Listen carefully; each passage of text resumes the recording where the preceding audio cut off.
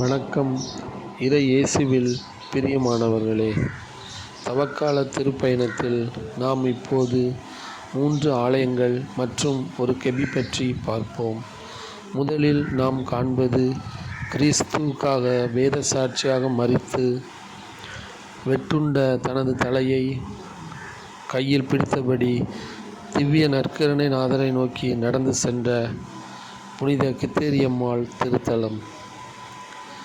இந்த திருத்தலமானது கூத்தன்குழி என்ற கடற்கரை கிராமத்தில் கடற்கரையை ஒட்டி அழகாக அமைந்து உள்ளது. இது திருநெல்வேலி மாவட்டம் மற்றும் தூத்துக்குடி மறைமாவட்டத்தை சார்ந்ததாகும்.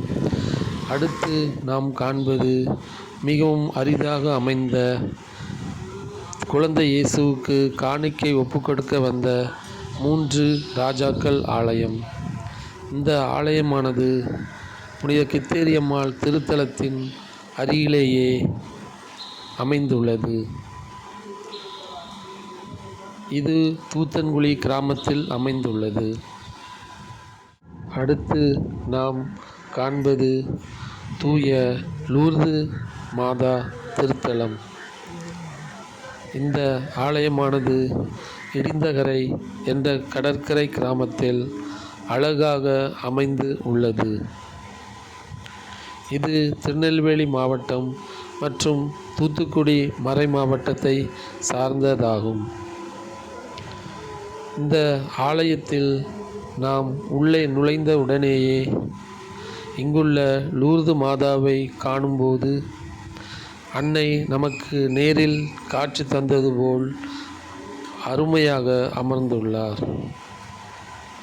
இந்த ஆலயத்தில் அருகிலேயே லூர்து மாதா காட்சி தந்த பிரான்ஸ் நாட்டின் லூர்து நகரில் உள்ள புனித மலையின் புனிதக்கல் இங்கு மக்களின் பார்வைக்கு திருக்காட்சியாக வைக்கப்பட்டு உள்ளது.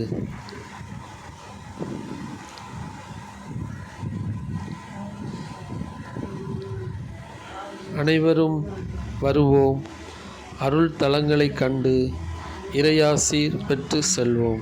நன்றி மக்களே.